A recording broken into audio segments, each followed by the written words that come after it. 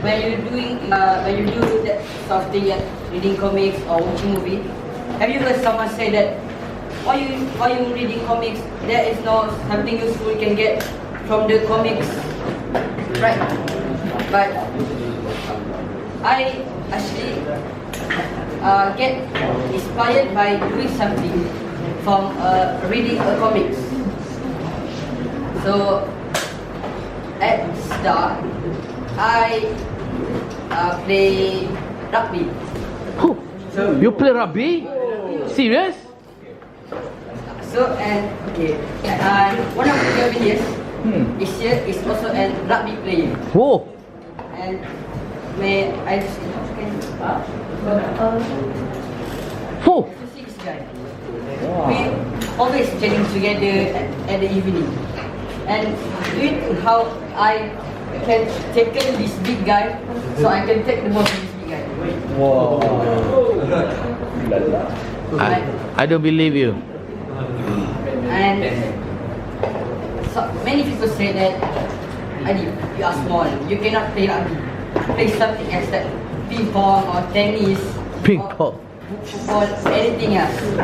But I said to myself, no, I will stick to play rugby.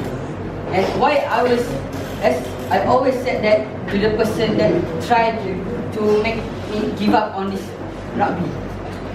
Because before I enter SDAR, I have comic books, and I want to tell the story in the comic books that make me inspired. So the thing is that the comic book, the story about two men fighting together, but one of the men is blind. So how the blind man want to fight the other man, but when they're fighting, the story ended up and the blind man win the fight. So I also asked myself, why this producer of this comics make like this? And he said that, and I said in the comics that the blind man, even though he blind, he practice using his other sensory like hear and touch to survive the world.